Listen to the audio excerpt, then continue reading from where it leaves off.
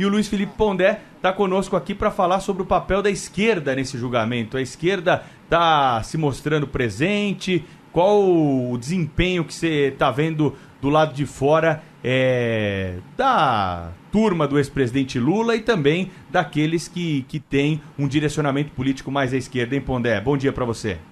Bom dia, Pedro. Bom dia a todos.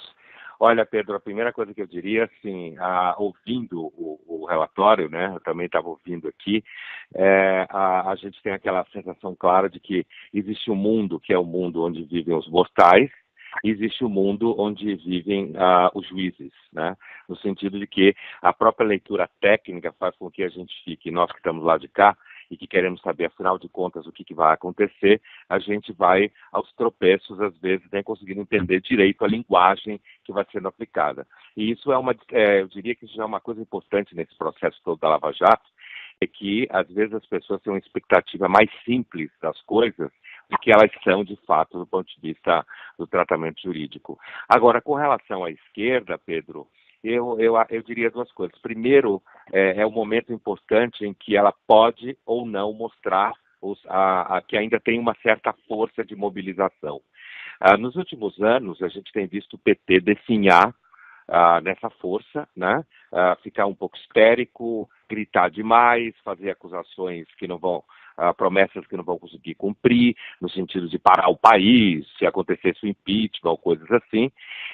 Mas esse é um momento em que a esquerda tem a chance de revelar sua força restante de mobilização e até agora não parece ter demonstrado essa força toda que juram ter. A outra coisa, Pedro, aí no sentido histórico mais amplo, é porque o PT, ele independente da posição ideológica que uma pessoa possa ter, ele é o partido mais importante do período da pós-ditadura, não resta dúvida. É um partido orgânico, que detém uma militância histórica profundamente comprometida, né? Que detém uma inteligência, o PT e os seus partidos associados detêm quase a totalidade da inteligência pública brasileira, passando por professores, intelectuais, artistas, agentes culturais diversos, jornalistas, né? Em grande parte sempre foram simpáticos ao PT. E o PT teve aí uma chance de transformar a política brasileira, independente do que possa se ter como posicionamento ideológico, de transformar a política brasileira como ele prometia que iria fazer, né? No sentido de afastar aí de uma política fisiológica e no sentido de fato, produzir uma sociedade um pouco mais honesta, um pouco mais transparente, né?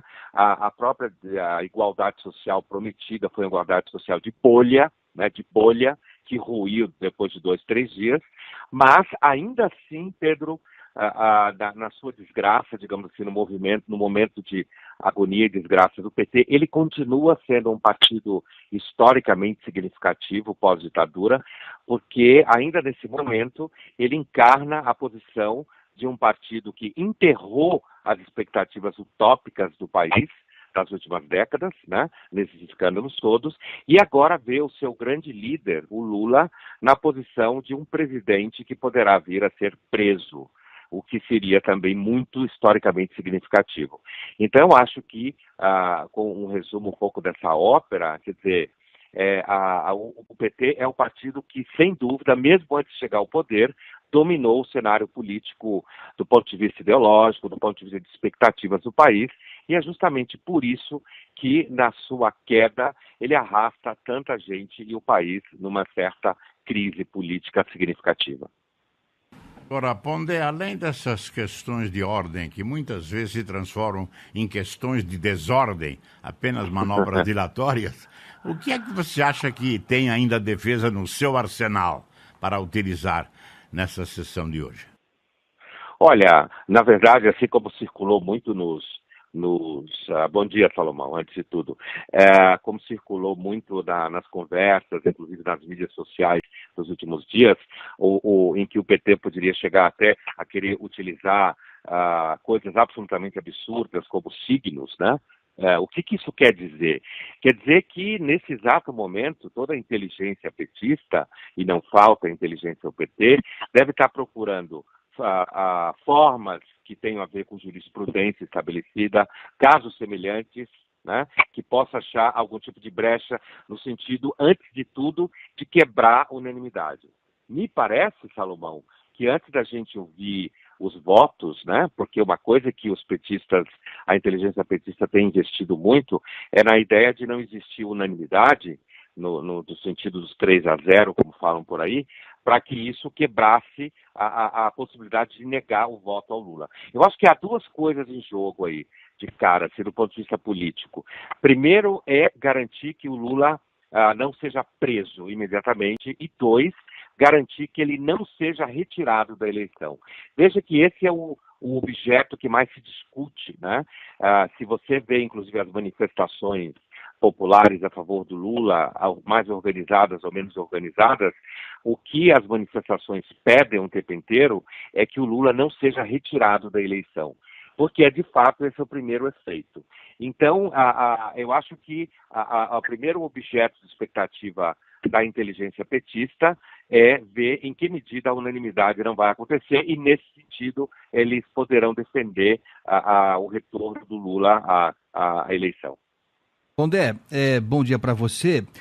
Partindo de onde você encerrou aí, falando da possibilidade ou não da presença do Lula na disputa eleitoral, a gente tem ouvido algumas pessoas, eu não sei se sinceramente ou não, dizerem que preferiam que o ex-presidente participasse da eleição.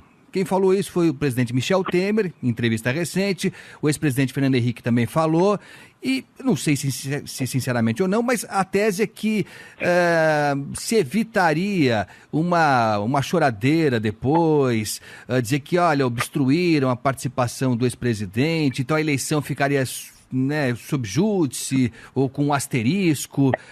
Você acha que há esse risco mesmo? Se a justiça decidir que ele não vai participar, ele não vai participar e ponto. Mas no imaginário das pessoas vai ficar para sempre essa ideia de que podaram o direito e que a eleição não foi completa? Olha, eu acho o seguinte, não digo para sempre, mas no mínimo a curto e médio prazo, os historiadores brasileiros e os professores que dão aula nas escolas e grande parte do pensamento público, ele sim tenderia a dizer que tipo o Lula foi tirado da eleição no tapetão, sabe como se fala em futebol? Que foi no tapetão. Quer dizer, ao invés, com medo de que o Lula viesse ganhar a eleição, o que eu não acho evidente, né?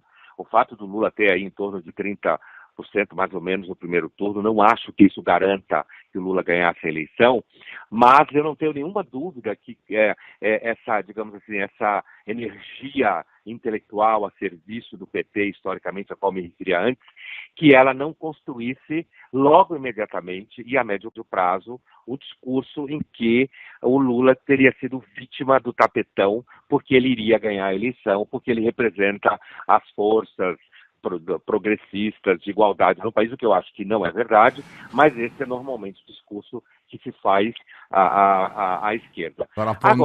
Pondé é uma questão de coisa de conselheiro Acácio.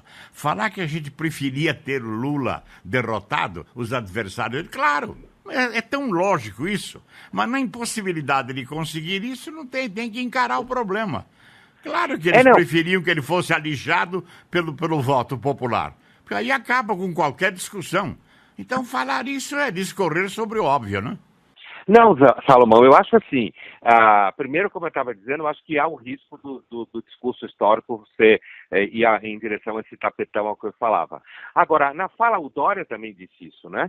Que se preferia. Essa é uma fala política, né? É uma fala que visa demonstrar, primeiro, que não tem medo do Lula, segundo, que a derrota do Lula seria melhor se fosse no registro político, porque são todos os políticos que estão falando, e nesse sentido, se o Lula fosse derrotado nas urnas, a derrota seria da ordem da soberania popular.